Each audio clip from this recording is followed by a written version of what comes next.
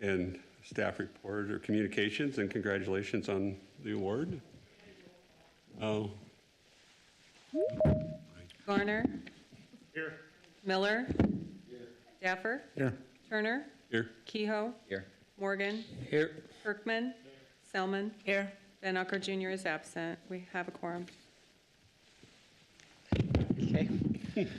Mr. Chair and Commissioners, good to be with you today. A couple of items. First of all, let's do the report on council items or council actions. The 21st of August, they continued the Stoddard, what's the name of it?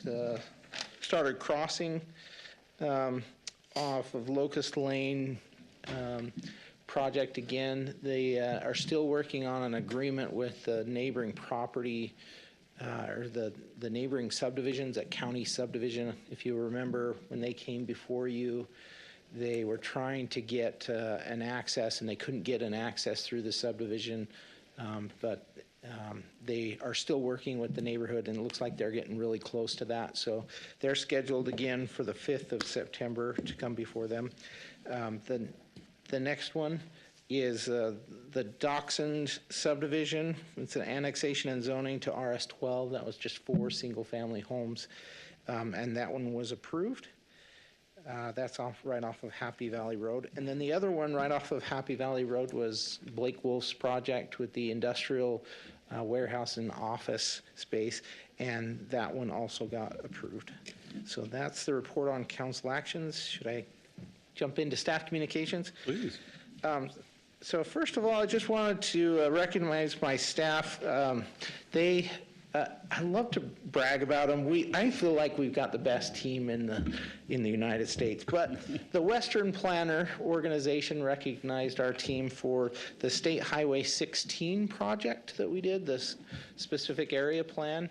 And they recognized us with the Western Planner 2023 Kenneth G. Wido Award for Planning Team of the Year. That was with JUB as our consultant, but we did a lot of the direction and the heavy lifting on that project, and just made a great team between JUB and the planning and zoning team. I think everybody in our office contributed to that, and so just wanted to let you know about that award. That's made up of, I think it's like 14 Western states, maybe 15 Western states, and so pretty significant accomplishment there. Agreed. Awesome. That's cool. You got anybody going to Anchorage to represent? You know, we weren't going to, and then the mayor told me to go. Good. So, Good. So I'm going to go. Rodney, if I made a motion and it was seconded and everybody approved it, can we all go with you? You bet, on your dime. You're going to go to Alaska, you got to go fishing. My team was trying to convince me I need to take an extra day and use my own funds to go fishing. But Absolutely. We'll see. Yeah. I'd love to do it, but we'll see. So the other thing is not on the agenda, but I just wanted to recognize Karen. Yeah. This is her last meeting with you. Are you getting a tissue? She's going to be leaving. Tomorrow is her last day working for the city. And she's going to be moving down. I hope you don't mind me telling. She'll be moving down to Texas. And I just wanted to recognize her. She's been a great addition to our team the last 3 years. I'm going to miss her. I just don't know how we're going to survive without her, but we're going to do our best. She can remote work, can't she? We can live stream this to Texas. So that's all I have for you. I agree with what Rodney said. I haven't had much experience working with Karen, but the interaction has always been a pleasure. I mean, it's been very courteous. The responses quick, responsive. So I appreciate what Karen's provided to Thank you. at least me personally on the commission. So I agree. Second. You will be missed. Okay. Look for a motion for the consent agenda unless somebody's got something on there they want to remove to discuss. I make a motion, we approve the consent agenda. second. Any discussion? All in favor? Aye. Any opposed? Thank you. Just after 6, we'll start with the public hearings. And just for those of you that don't know how this works, the applicant will have 7 minutes to give their presentation, then staff will give their report. And then if you've signed up to speak, you come up and give us your name and address, and you've got 3 minutes. So with that, we'll start with action item number 1, which is zoning map amendment from IL to BC, 2200 East Chisholm Drive for Jeff Hatch. Good evening, Mr. Turner. Good evening, Commissioners. Thank you for considering our application today. Name and address. We're proposing a Name. rezone. Can we get your name and address? Oh, yeah, I apologize. My name is Ahmed Lgindi with Hatch Design Architecture, address 200 West 36th Street, Boise, Idaho, Thank you. 83714. We are proposing a rezone of a property on Chisholm Street, Chisholm Drive. It's a industrial, and we are requesting rezoning it to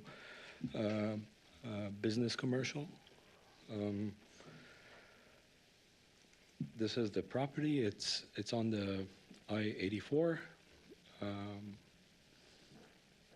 The property currently is zoned as industrial.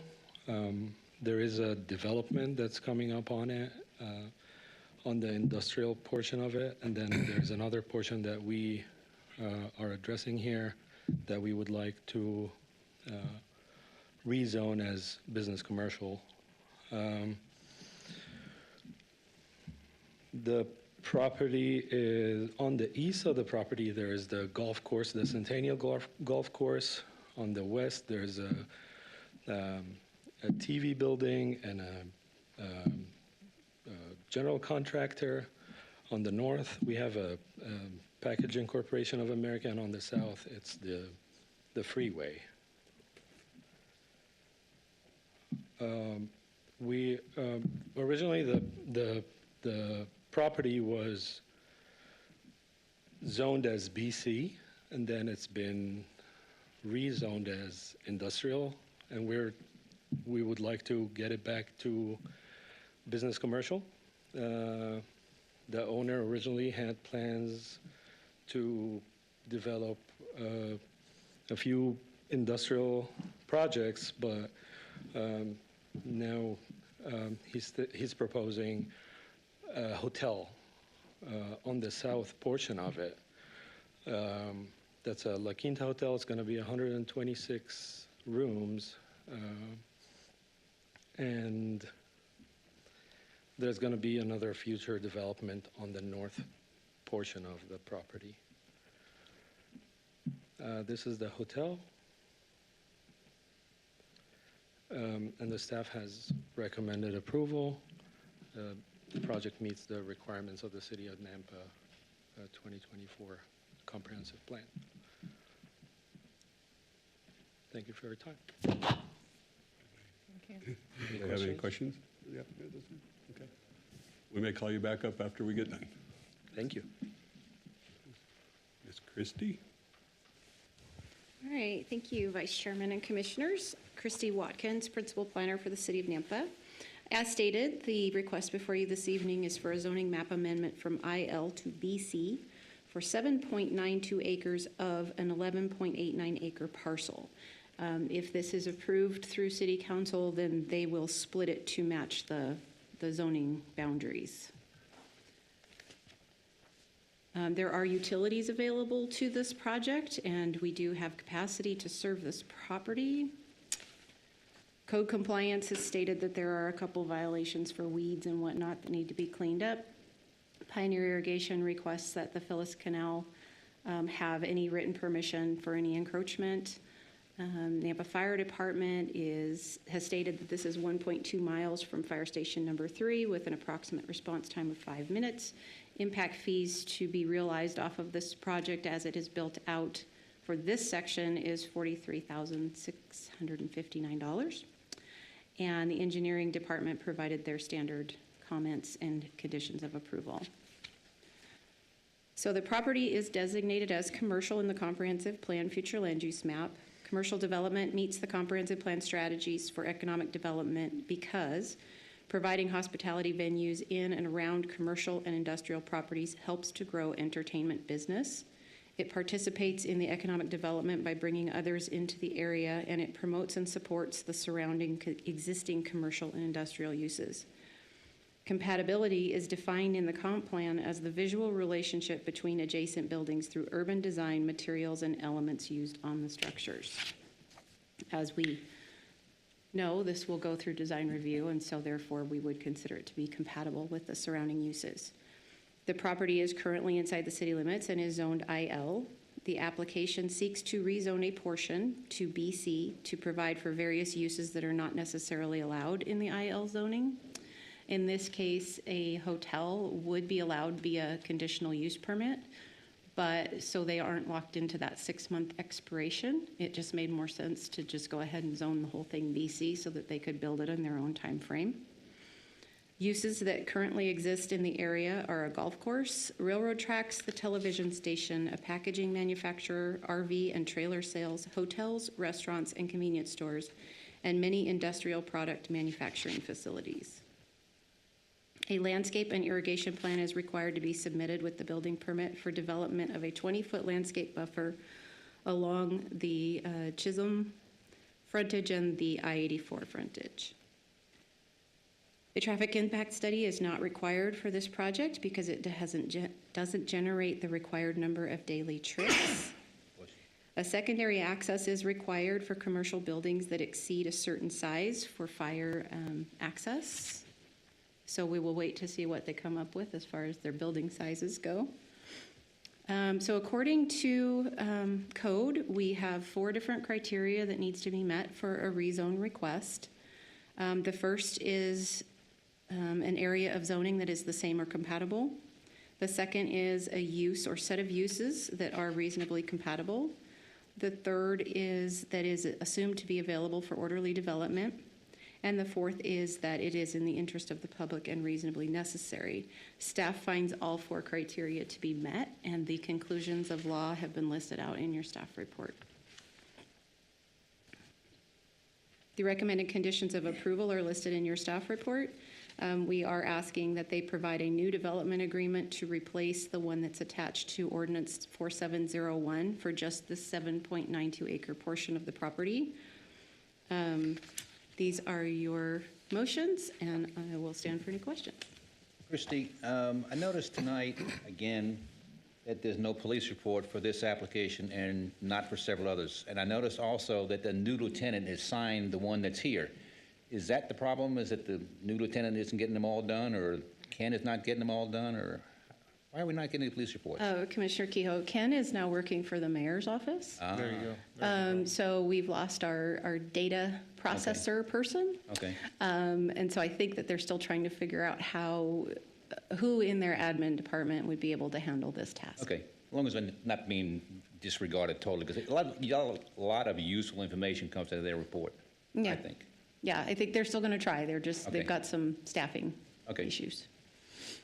Christie, as far as the easement for I-84, is there a standard easement for a freeway that comes through from ITD, that ITD has on either side of the freeway? Because this is pretty close to, this property is right there on I-84, or, You want me to take that one? yeah. Daniel. So the I-84 corridor is fully owned by the state. They do not have exterior easements to the I-84 right-of-way.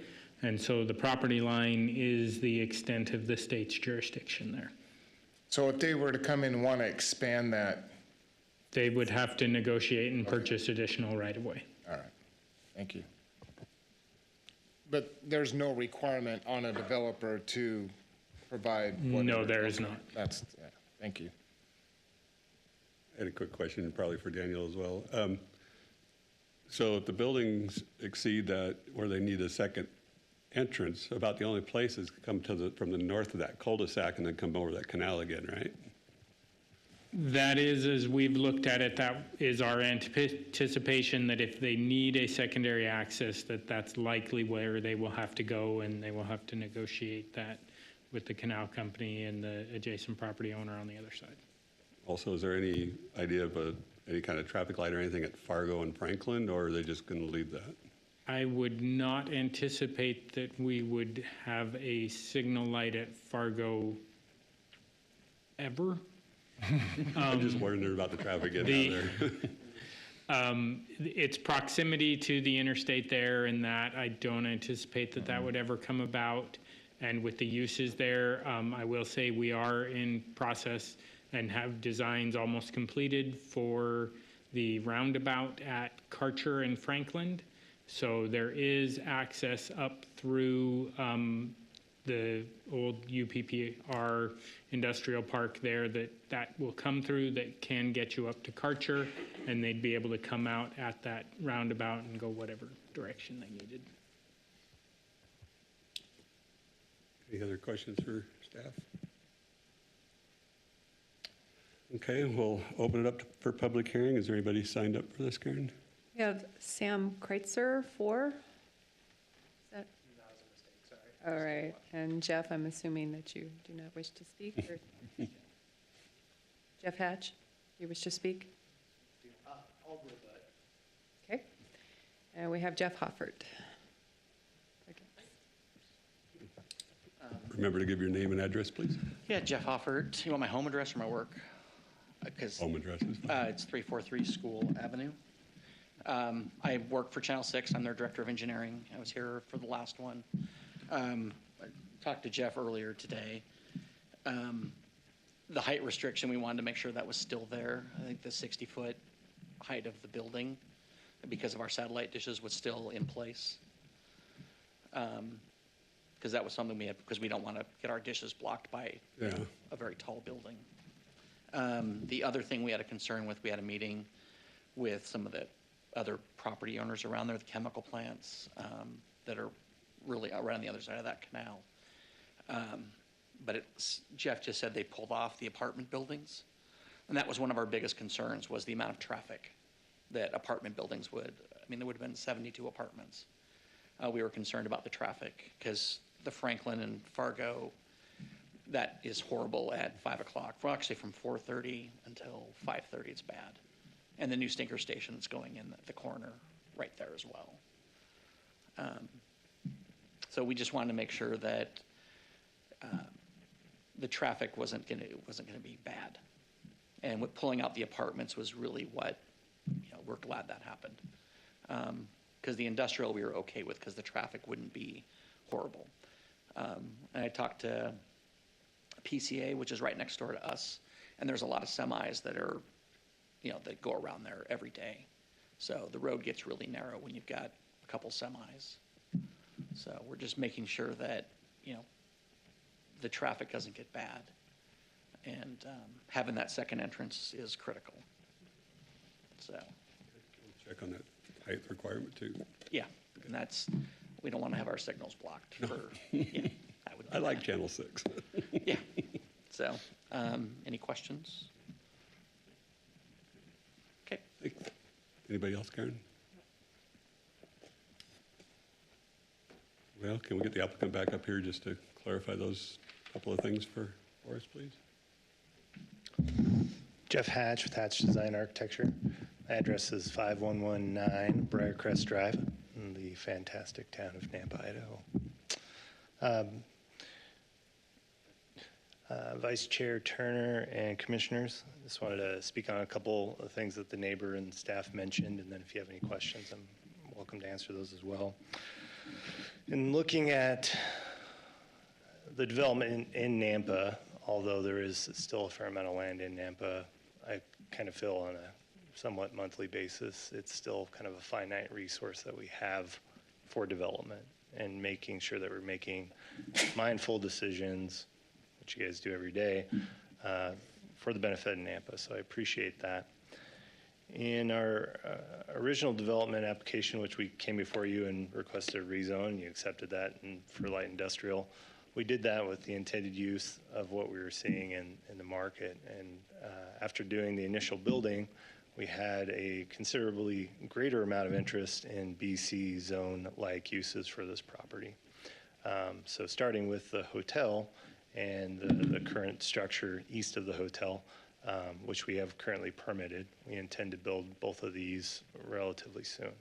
From there, the northern portion of this property is a little bit more complicated, and I think it needs those uses to be vetted out so that we can do a traffic study and make a mindful decision on access and safety, because we're kind of bottlenecked in there with the canal.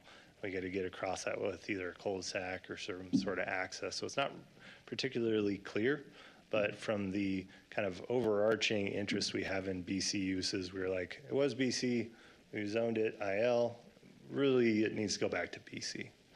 And so with that, this hotel is site-specific to this area in Nampa. They intend to do about 50% of the units in that as an extended stay, so that if we have a forest fire here regionally, they can have a kitchenette. If you have uses of business that need to keep you here in Nampa for an extended period of time, that is something that they wanted to invest above and beyond what you would typically see in a La Quinta. So this is called a dual brand style hotel, which has about 50% of that extended stay, and the balance of it is a more traditional hotel. In addition to that, the owner didn't have to put in an indoor pool, but he demanded to put in an indoor pool for this facility specifically because he wanted year-round attraction to this location, making sure that he's investing not only what La Quinta wants as a development, but his expectation in enriching Nampa in this development. And also with that, this hotel has some meeting spaces which could be utilized for some of those amenities as well. Christy, if I could get the code compliance request on the weeds, I'd like to personally address that and make sure it's taken care of. So I don't know if that just didn't get to the owner or you didn't find it. I'm sure you guys sent it, but I'd like to make sure it gets taken care of. Okay. That would be great. Talking with Mr. Hopper on our previous request, he had concerns. I think it was up to like 75 feet, and we dropped that down. We were very sensitive with the height of this building. We actually worked with our truss manufacturer to make sure that we could shallow up our structure to get below that 60 feet benchmark so that the highest point of this hotel would be below that with the sensitivity of Mr. Hopper and the TV station. So we wanted to make sure that was also something that was specific to this site, just being a good neighbor in general. So with that, that kind of covers the majority of what I want to go over, but just wanted to see if you had any questions or anything we could respond to. Looks like we're good. Okay. Thank you. Thanks, sir.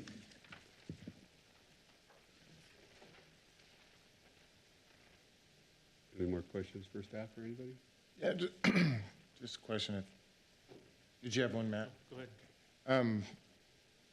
The industrial land, I know that's something that's been on the city council's mind to preserve as much as possible. Is that still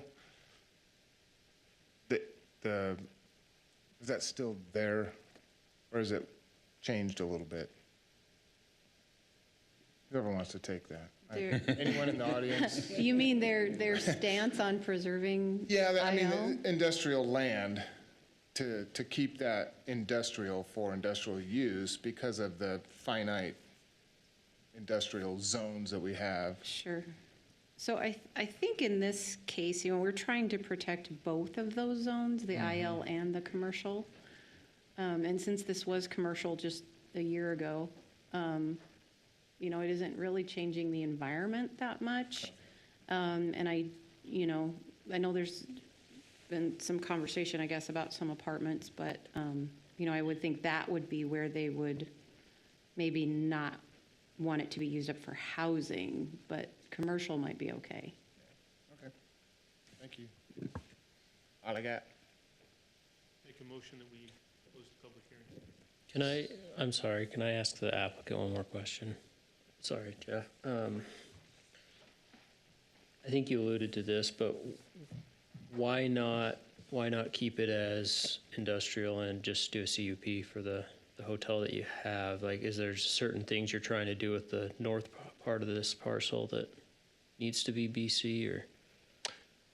Commissioner Morgan, the industrial product that we're putting on the east side has a retail component and storefront that reads as a retail building, and then the back portion of that is a warehouse. When we originally put that in as the IL, it could work in the BC or the IL. It was just originally we were leaning towards this area and wanting heavier industrial uses, which is why we zoned it. From then, all the uses of interest that we're getting are really appropriate for the BC zone. That proposed building, and if we were to replicate those in the future, would fall under a BC zone and fit the category of those uses, but be a very similar style of building if we were to proceed with that. So we felt for this area, based on the active interests and uses, that it would be more appropriate to go back to that original zone. Can you discuss any of that interest yet, or like what kind of interest are you getting? So far, we've gotten interest in like a restaurant kind of on the bookend near the golf course. You know, your kind of cell phone store kind of with a warehouse on the backside, so it'd be like a larger hub for a cell phone store. So some of those, not necessarily industrial uses as we were anticipating. Okay. Thanks. And if it stayed the same, anything coming in after that would have to come back for a CUP anyways. If the Absolutely. zoning, so it makes sense. Mm-hmm. Okay, thanks. I second the motion. Okay, public hearing's closed. What do you guys want to do? You have to vote. Oh, sorry. Interrupted. It's getting late. Okay, all in favor of closing the public hearing? Aye. Aye. Any opposed? Okay, now what do you want to do? Personally, I'd rather see it changed and have stuff develop on it than keep it industrial and have it just sit there as weeds. I think it makes sense what he's trying to put there visually, as far as, you know, when you got traffic coming up and down the interstate looking for somewhere to stay, it makes sense. Yeah, great location for a hotel. Yeah. Yeah. Maybe getting out in And I the think morning. it's, especially the extended stay portion of it, you know, because you are in that industrial portion over there where you could get a lot of people that are coming in from out of town for business. So, Or just want to play a lot of rounds of golf. yeah, they just got to figure out how to get over the canal. I was just gonna say, how to get over the canal, though, you have to go all the way around. I get a lot of clients that come in and need extra time to stay, and there's just nothing out here, so it'd be nice to have something like that, so.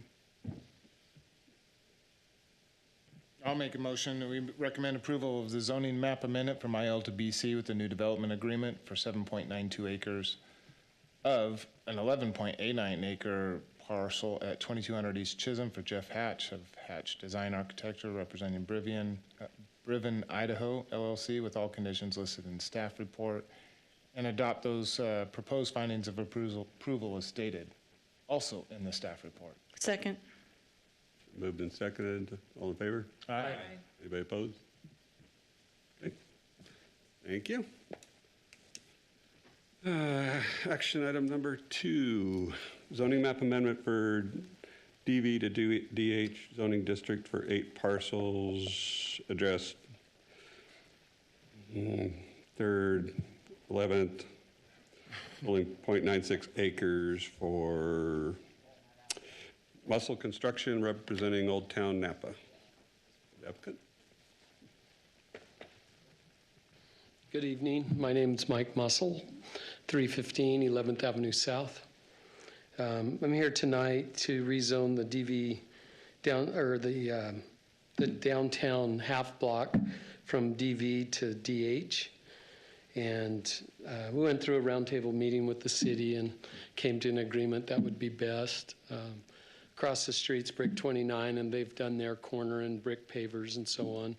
And on our last project there for the church that's not developed yet, we were planning on doing the same type of improvements along the frontage and down 4th Street, which will include some street lights and pavers. And we feel like we have adequate parking, but there was some question on that. And with the calculations and stuff, it shows that we have a few extra, but there were some questions there, so we decided to go into downtown historic, and that's what it was previously zoned.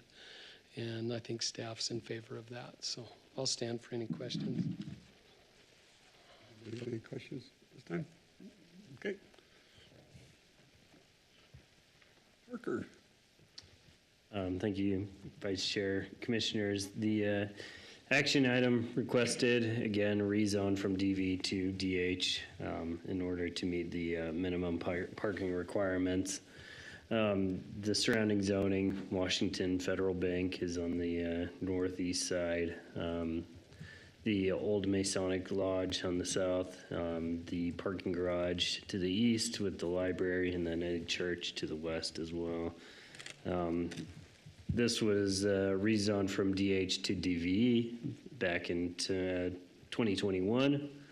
In January 22, staff reviewed and approved site improvement permit for the parking lot and sidewalk in front of the corner of 3rd and 11th. Then in December, city staff reviewed and approved a lot line adjustment to move some of those lots around, and according to for future development purposes. All the buildings have utilities available existing in the alleyway. Correspondence would be subject to Title IV with all the building codes and related permits. As far as engineering comments, development would need to meet the city access management policy. All of the buildings are really in place already, and accesses are currently available. The frontage improvements would need to be made specifically for the church building, as the applicant had mentioned, but as well as those existing buildings change occupancy types. Our code requires site improvements to be made when there's a change of occupancy type. So meaning, if you're going from an assembly use to a manufacturing use or something like that. Not that specifically, but upon those changes of use, some of those site improvements would need to be made. The city code gives some of the purposes of downtown historic. The intent is to preserve, enhance historical character and social, economic, and cultural functions of the city center. It promotes businesses as well, residential and businesses, in a mixed-use fashion. It's intended to preserve what Nampa already has, a Main Street historic district, as well as provide opportunities for a variety of uses. The intent is to promote the identity, and part of that is making those streetscape improvements to promote that identity. Going further, it's intended for this to meet the parking requirements. In the DH, there is no parking requirement. Essentially utilizing the available on-street parking as well as the parking garage, which is across the street. The downtown core is intended that there be, buildings be constructed from the property line to property line. So it gives a cohesive feel. So there isn't necessarily a lot of space for parking, and it's intended that way. The time limits, if you're familiar with downtown, there's a 2-hour time limit for on-street parking, and then 4 hours in the surrounding area. There's also monthly lease parking agreements that can be made. The proposed DH zoning allows for a variety of commercial uses. Those are available in the code. City utilities, again, are available. There's multiple commercial zone parcels within walking distance, as well as the parking garage. And then the streetscape improvements will be made in the future upon development.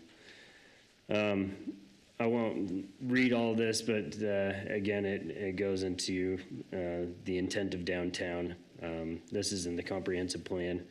The last sentence of the first paragraph, downtown business owners and community leaders need to continually evaluate what makes the downtown unique and what activities will bring people to the area. So in considering that with this rezone, the streetscape description below as well. The streetscape plan essentially encapsulates and increases the design of downtown, which is kind of centered upon the railroad, the train station downtown. It's all aesthetic purposes, really. But the staff finds that the rezone meets the requirements as part of state code, and from what I had explained in the staff report as well.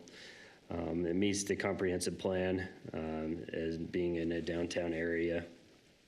The conditions of approval, the streetscape improvements will be made upon change of occupancy, and then there's specific conditions in regards to the building at 323, which is the old church building, which were agreed upon in a meeting between the applicant and city staff about submitting a hold harmless agreement and complying with city codes, and then the site improvements for that building specifically. But there's a potential motion, and I will stand for any questions.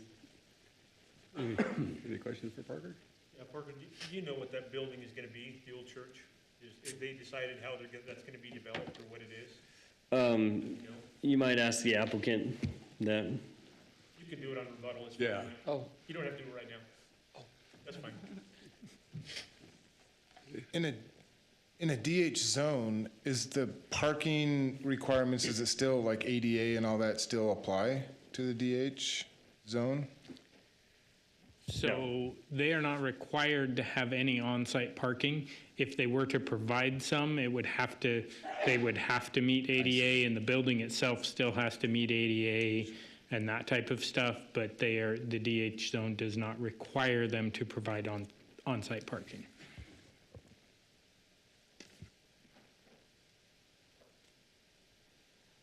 That's all I got. You're looking at me like I had another one. Let me ask staff, this is not pertaining to this particularly, but it maybe does. That's why I'm asking the question. There was an article in the paper about monies being available up to 50% of the, whatever it was, cost for improvements in the downtown area. Does that include this area, or was this the more closer to the railroad station downtown, the historic? That's an NDC incentive, I believe that article was about, and the exact rules and requirements of where that's able to be used, I don't know off the top of my head. I believe it's in regards to whether these buildings are contributing as a historical building according to the state. But it's a good incentive, isn't it? I mean, they're Right, yeah. $50,000. Okay, do we have anybody signed up, Karen? Make a motion, we close public hearing? Second. We want to hear from the applicant. Yeah. Oh, yeah, that's right, I'm sorry. I guess you're up now, Mike.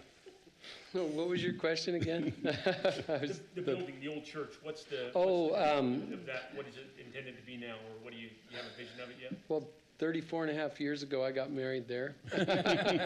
And they're going to continue the use of a venue center. So the sanctuary portion and downstairs is still going to be used as a venue site for weddings and other needs. A lot of need for that in downtown. And then upstairs, they will have a med spa where they do injections and stuff like that. I don't know what all involves, maybe your lips or whatever, I don't know. But they will be purchasing that building, whether it's now or in a year from now. But really, that whole area is developed pretty nice. I mean, Jersey Mike's is a national, we brought them into town. Then we've got Idaho Meat and Seafood, which came from Ada County. And then we've got the spa that's up front. And we've got Muscle Construction and Performance Engineering there. And then we have a vacant lot, which has ADA parking there. That's the old chamber building, and it has, I think, about 15 spots, and 1 or 2 of them are ADA parking there. And then we've got the church on the end. So, but it's coming out nice, and everybody seems to be getting along well and working with each other. And we have plenty of parking at the moment, but we have had different ones ask about using the parking, and they're going to start renting some space over there, some of the employees and stuff. So, You can have a plaque out in front of the church saying you were married there? what's that? Are you going to have a plaque out in front of the church? Oh, no. Any other questions? All right, thank you. No, go for it. I move we close public hearing. Second. Moved and seconded. All in favor? Aye. Any opposed? Okay. What do you want to do? I want to get these TVs back up on this side so I can see it. Yeah. You want to come sit over? Is that going to happen? Is that coming back? Like this one and that one over there?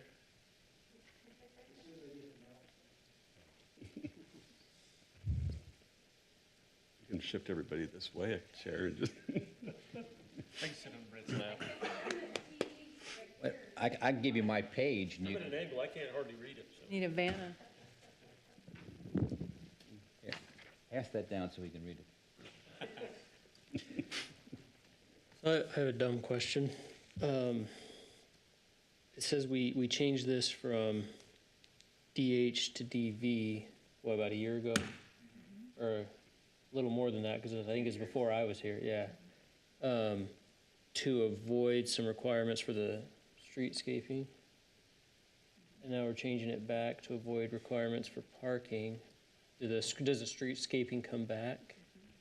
Like, he's still got to do that now? Okay. Yeah, so those are the conditions that I highlighted. So the church specifically, that those streetscapes will be made with that building permit. When it's developed. Yeah, so the remaining buildings, we're tying it to a change of occupancy type. So as those buildings come back in the future for redevelopment, or if a new tenant moves in, different type of tenant moves in, then those improvements will be made.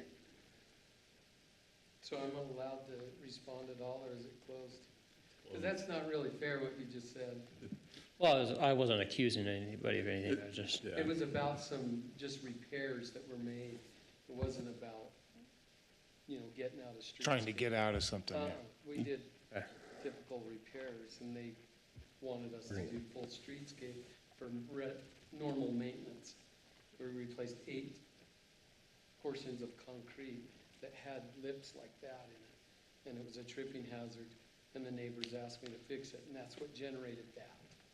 So, that's. Good. Thanks.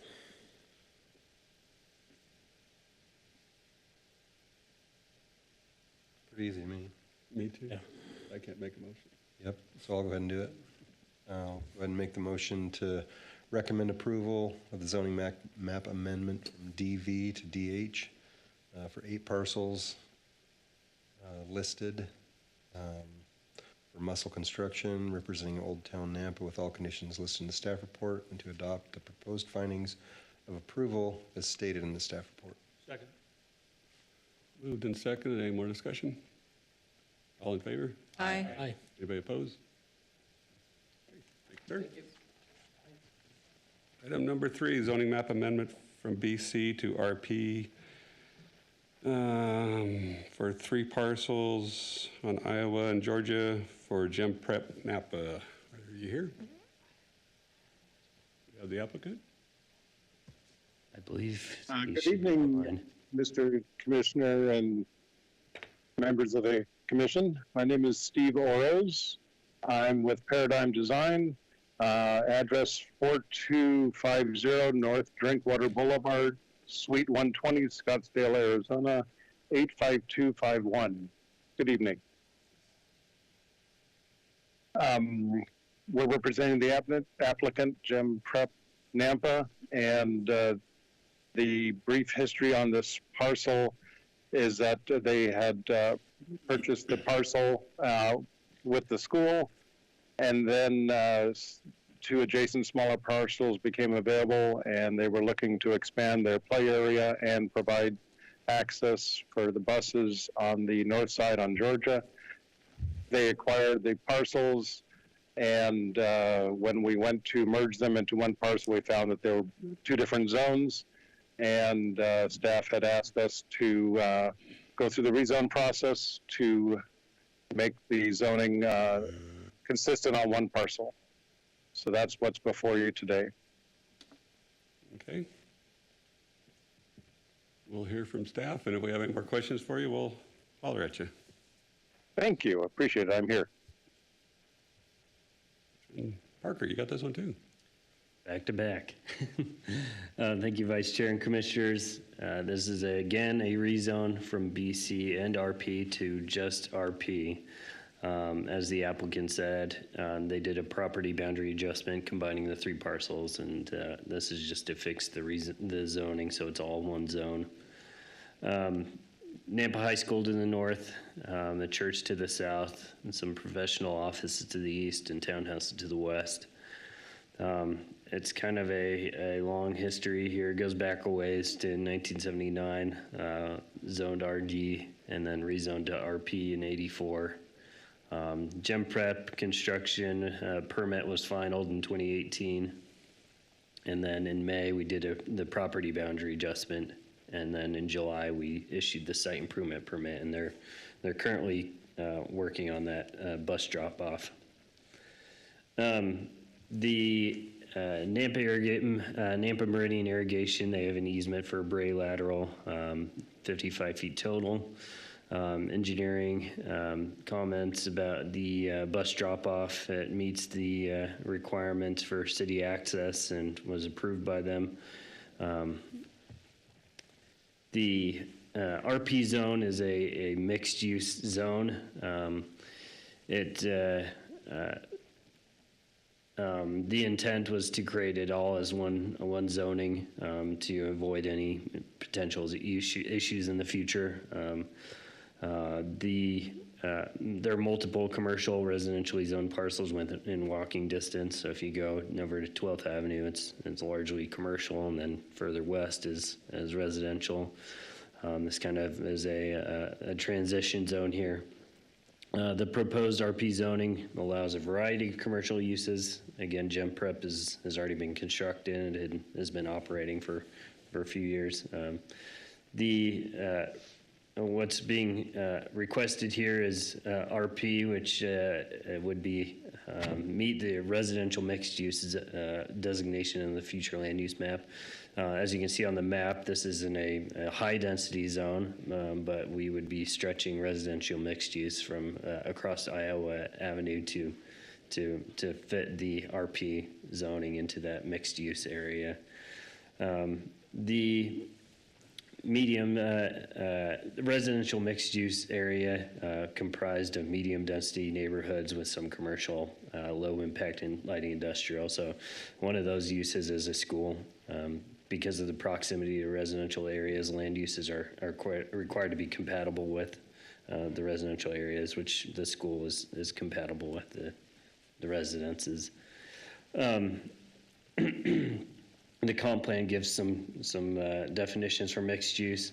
This is all in the staff report. It's not necessarily necessary unless you have questions about it, but residential areas, it's predominantly residential, but allows some other uses such as churches and schools and parks. So this certainly fits the residential feel of the area. Further definitions of what mixed use is. The staff analysis regarding the bus drop-off, this was permitted is currently ongoing. Landscape buffers exist along Iowa, as well as one being proposed on Georgia Avenue that will be installed. Staff finds that this the rezone request meets the comprehensive plan, as well as provides compatible uses. It's in the interest of the public. Conditions of approval are in the staff report and a potential motion for you. And I'll stand for any questions. Questions for Parker? We have anybody signed up for this one, Karen? Any other questions for Steve? I don't think so. It really makes a lot of sense, so. I make a motion, we close public hearing. Second. Been moved and seconded. All in favor? Aye. Anybody opposed?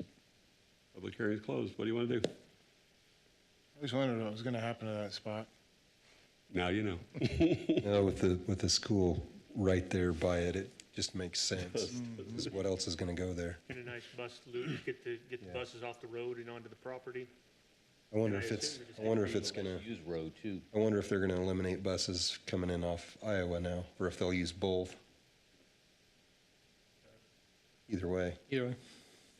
The discussion we've had with them was that the buses, the parent pickup drop-off for parent vehicles would stay off of Iowa, but the buses would come off of the new location. Yeah, so that'll make it a lot smoother for parents. I know when our daughter used to go there, it was a nightmare. Makes sense. Well, since Matt can't read it from that angle, I'll make a motion. Here, I can read it on my PDF. Oh, there. You want to do it?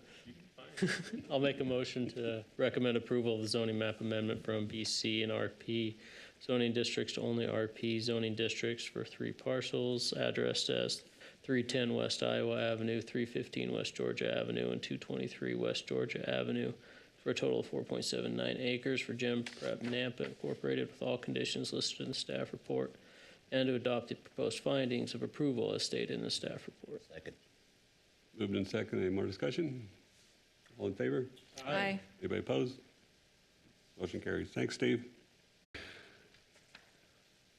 For Leatherman Peak Townhomes. And we've got this letter, do we, Christie? So do we want to let the applicant go first and do the staff report and open it and then see about possibly tabling it to a later date? Or, So, Vice Chairman, my recommendation is not to table it at this time, and we will discuss that in our presentation. okay. Do we have the applicant here? Yes. Come on down, sir. Thank you. Good evening. Thank you for having me. Jesse Christensen, 2151 West Willow Point Avenue. I work for HECO Engineers. I'm working for the applicant back here. Christy, could I borrow our site? Oh, no, this one works, I think. This one's fine. What we're looking to do is put some townhomes in to this lot, similar to what it is to the south of us and to the west of us. It's single family across the canal on the other side of us, and then single family large lots across power line from us. But this townhomes really fits this area since that's what's in the area right now. We've limited ourselves, instead of the large banks of townhomes, we're going to do 3 separate buildings with 4 townhomes, 3 townhomes, 3 townhomes. Try to retain the existing building out front, the house there, break that off as part of this and sell that as a separate unit. I think there's a preliminary site plan. All we're after right now is rezoning this, but there's a preliminary site plan showing a large open-ish space along the corner of Clipper Drive and Power Line that we intend to put a gazebo or picnic tables or something for the residents in a green space there. It'll also have part of the frontage improvements required along Power Line, landscape strip and stuff like that. And that's really about it. We're just looking to get some townhomes in here, similar to the other ones. I stand for questions and can come back up if you need me. Anybody got any questions for Jesse right now? Okay, well, we'll hear from staff and probably bring you up later. Very good. Thank you. Ms. Christie. All right. Thank you, Vice Chairman and Commissioners. Christy Watkins, Principal Planner for the City of Nampa. As stated, the request before you this evening is for a zoning map amendment for .92 acres from RA to RML for the property located at 1157 South Powerline Road. This request is for a rezone only. The property that will be split into 10 townhouses, the platting will come later and will come before you as a public hearing. At that time, we can discuss access. The property is currently inside the city limits of Nampa and zoned RA. There is a townhouse development to the west that includes fourplex style structures divided into single-family attached units. There is a townhouse development to the south that includes 8 and 10-plex style structures divided into single-family attached units that is currently under construction. According to 1032 Schedule of Uses, multifamily is a permitted use in the RML zone, and this does have utilities available to it. The project does not meet the threshold for requiring a traffic impact study at this time. Development access will be in accordance with the current access management policy. In accordance with the recorded ordinance 4129 Exhibit C3, a cross-access easement is to be granted along the shared property line with East Clipper Drive to the benefit of the subject parcel by the Timber Creek Townhome Subdivision. All access for the proposed Leatherman Peak Townhomes development should be from East Clipper Drive. Existing South Powerline Road access is to be closed permanently upon the development of the parcel. So there's your standard correspondence. Police did respond to this one and requested a commitment to fund .04 additional officers and .01 additional support staff. The fire department states that it is 1.5 miles from fire station number 2 with an approximate response time of 4 minutes. The impact fees that will be generated will be approximately $17,237 for the fire district, and it will create a demand of .03 firefighter positions when it's built out. The engineering division also stated their standard conditions of approval as well. So I wanted to talk a little bit about this conversation, that letter that you have in front of you. In 2014, there was a condition put on the property for Timber Creek that said that they shall provide a cross-access agreement for this property. Now, at this time, this is not a preliminary plat. This is just a rezone request. So they're not proposing access to anything at the moment. They still have plenty of time to have this conversation. Okay. The proposed rezone is located on the property that is designated as medium-density residential. However, it is adjacent to the high-density residential designation on the future land use map and is available for a stretch onto this parcel. Any future development of this parcel, if approved, will be evaluated under that high-density residential designation. There are a number of guiding principles found in the comprehensive plan that are outlined as facts in your staff report, a few being defined density, smart growth principles for infill properties, building design, housing affordability, and the need to provide more housing opportunities. The comprehensive plan defines compatibility for residential areas and infill. It will be reviewed under Chapter 11 guidance for the RML district. Townhouses with multiple attached units are allowed according to 1032. This also talks about how housing costs are largely driven by demand and that there is a need for transition zoning from single family, which would be on the east side of the road, to the higher density multifamily that's on the west side. Comprehensive plan also encourages infill and encourages that the infill provides higher density to make the best use of the existing utilities and the infrastructure that is already there. So again, there are 4 basic criteria that need to be met when determining appropriate zoning. That is that it is compatible with the immediately adjoining zoning districts, that the use is appropriate with the immediately adjoining properties, that it is available for orderly development, and that it is in the interest of the public and reasonably necessary.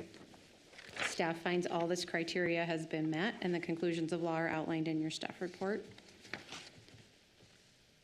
These are the conditions of approval from the engineering department, and these are your potential motions. I will stand for any questions.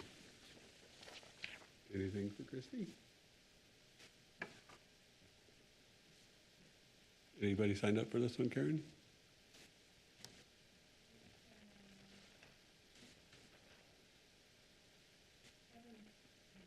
Kevin Flores? Whoop, now it's working, sorry. Okay, and Aislinn, did you wish to speak?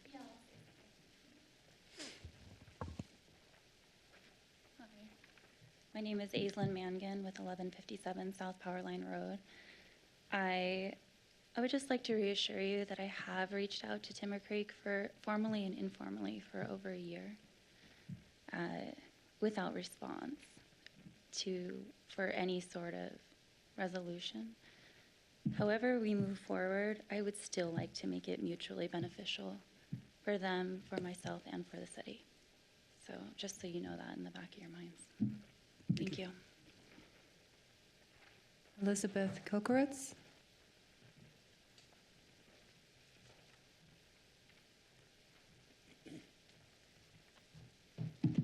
Hi, I'm Elizabeth Keckeritz, 601 Bannock, Boise, Idaho. I'm here on behalf of the Timber Creek homeowners, or the Timber Creek property owners. I don't disagree that they have reached out and there has been some response back from my client. There has been some back and forth on this. However, we were just retained from my client's perspective. The attachments were not attached to the DA. They took this property, they developed this property. They had no idea at the time that this was included.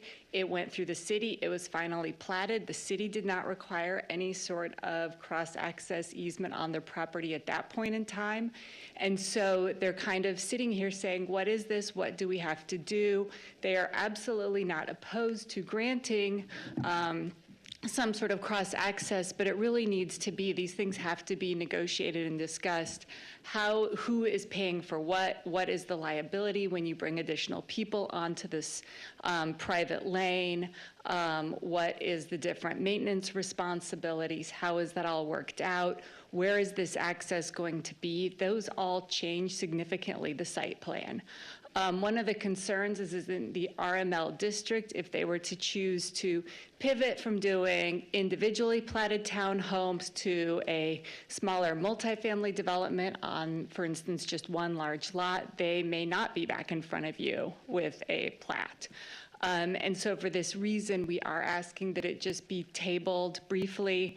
Our law firm, we were just retained. We are looking towards reaching out to them. I haven't even had a chance to contact their attorney yet, but really to work through some of these issues. We just think it's premature to give a recommendation of approval at this point in time, but we do really look forward to working with them. Thank you. Anybody else, Karen? Alina Pica?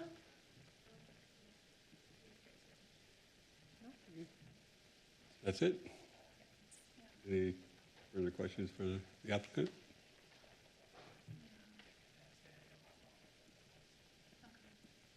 Can I say one more thing, if that's okay? Thank you. We haven't closed it yet, so. I appreciate that. Also, thank you for your consideration. I meant to say that. We did have a formal meeting with the city, or our preliminary meeting, yeah. This is my first time doing this. I'm a nurse by trade, so I'm learning all about this. Please bear with me. Excuse me, you're the applicant, right? Yeah, I am. Okay, I just want to make, I'm the applicant, so. want to make sure I was on the right. Yeah. And my lawyer did reach out to them to join that meeting at the time with the city. And Caleb also reached out to them afterwards without response. And my lawyer was not notified about this letter prior to this meeting. This is the first time I've seen it. So with respect, I'd really like to move forward with this rezone because this has been tabled for over a year for me because of this. Thank you. Okay, thank you.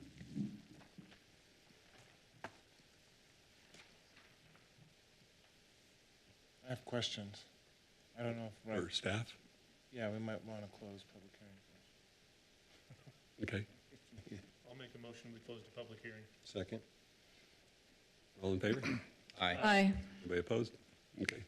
Go ahead and ask We have the city attorney on the line. Yes. Clearly, there's some legal issues between the two parties that is not our purview.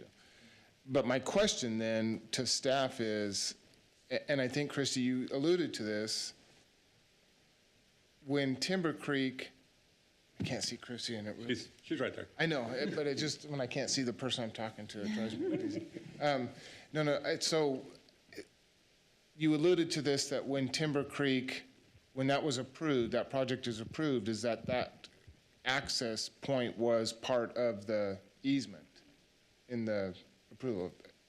Wasn't necessarily an easement. It was a memo that was attached to the approval of the project. Okay, so I guess that's what seems like some question. I'm trying to stay out of the legal part of this, but obviously that was attached to the project, It and was in the therefore. staff report, and it was attached to the approval documents as far as you shall, comply with the agency requirements. And then this memo would have been one of those agency requirements Okay. that would have gone back with the approval letter. At the time. So it was there. So at the time of this That's all I being wanna make developed, they're supposed to, according to that agreement, to get the approval for the townhomes, eventually we're going to have to give access. Yeah, I mean, this property in general is landlocked at this point because they have access for the single-family home, and that's it. Once they put a development on it, they're going to need some kind of legal access that isn't directly out onto Powerline Road, because that puts those access points Too close together. And knowing that, when Timber Creek was coming in, that project, that's why that memo was there. That is correct. Yeah. That is why that condition was recommended and put into our staff report on that. So as far as I see it, whether or not Timber Creek attorneys or whoever saw that memo is really not our issue. I just wanted to make sure that that memo was part of that packet, which it was. Whether they saw it or not is really not up to us. So No, and I think that my only concern is, like Christie said, this is just to rezone it, right? We're not doing plating, we're not doing anything like that right now. We're just talking about rezoning. But I think the one thing that Elizabeth brought up was, can they come back later and change it to a multifamily as opposed to a townhome, even if we rezone it? And maybe that, Commissioner Garner, Go ahead. that is correct. Okay. They could come in with just a building permit and design review application, but our engineering department would still require process. this to happen. Like, they can't develop it without this happening. No, and I think that my concern is that Elizabeth was speaking on behalf of the Timber Creek owners who don't want the multifamily, they want single, they want townhomes, correct? And so I wonder, I'm just asking the question, if they want to go ahead and proceed with the rezone, can they do it with a development agreement, or is there anything like that that we can do that locks them into that? Absolutely, you can. You could lock Because them that into a would be way townhome concept. To push the thing down the road, is it can allay the concerns that the other people, the other townhome owners have by saying it is going to be townhomes, not So multifamily. are you saying you want to give the people that live in Timber Creek the opportunity to come speak for or against? No, I'm just saying, He just wants if we approve this with the condition that there's a development agreement entered into, that this will be townhomes, then that can allay the concerns that the other tenant, the other Timber Creek or whatever have about multifamily. It would set it in that it is going to be townhomes. So they And could- that would allow the developer to go ahead and proceed with the rezone, in my mind anyway. the access is still going to be an Yes. issue that they're going to have to figure out after the rezone. No, but and this is just me reading into what Elizabeth has said, I right? get- I That follow what the you're Timber Creek town homeowners were concerned about this. And this is a way that can maybe Keep the project keep the moving. piece going and make them more amenable to entering into that cross-access What agreement. he's saying is, so they can't come back and do 2 triplexes and a 4-plex. It still has to remain townhomes, single-family, individual lots with 0 lot lines. With the development agreement. You could totally do that. That's what he's talking about. Christie? Anyway, that seems like a, Okay. Christie, how long would it take to resolve this issue? I understand they don't want to kick the can down the road some more, but are we talking a week? Are we talking a month? Are we talking 6 months? Commissioner Kehoe, I don't have control over that That's between timeframe. their attorneys. Yeah, and That's that's not, between the two parties. It's a Okay, civil so issue. and that's not, Your recommendation would be go ahead with the rezone then? Yes, and I think a development agreement would be the appropriate tool to protect We're Timber not- Creek. Yeah, we're here just to look at rezoning. All right, it's fine with me. I just want to make sure we are all on the same page, more or less. Yep. Sorry, public hearing's closed, sorry. And that's the trouble, is we didn't get a chance to talk to them and make sure that they were okay with that. No, but technically, I shouldn't be, but they did nod when I said, And so. that's- It's an informal, we can. How do you enter a nod into the record? It's an informal. Wink, support. wink, nudge, Yeah. nudge. Karen's putting down Just nod, keep nod. in mind, this will go to city council, so Yeah, we it's just a will, recommendation. we will add this as a recommendation to city council. And she can address it then if she. Yeah. Yeah, for sure. I like the addition of a DA. Yeah. I think it's a, for lack of a better term, a good compromise at this point, keep the project moving, but also allay some concerns that might be there, not saying that they are. Because either way, no matter what, you're still going to have to deal with the access issue. And that's between the two parties, so. So we're looking at the rezone with I would suggest a DA and. I think so. That's good, keep on going. You're going. All right, then, I will recommend approval of the zoning map amendment from RA to RML zoning district at 1157 South Powerline Road for Aislinn Mangan, I hope I got that right, with all conditions listed in the staff report, and to adopt proposed findings of approval as stated in the staff report with the addition of a development agreement to, as proposed for, was it 3 separate building? Yeah. Townhomes? Yeah. As proposed in the presentation. Does that make sense? All right, then. Do I have a second? I'll second it. Any more discussion? All in favor? Aye. Anybody opposed? Motion carries. Thank you. Good luck.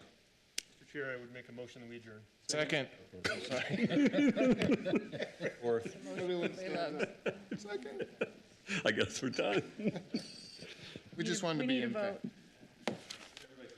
Aye. Aye. We just wanted to be emphatic.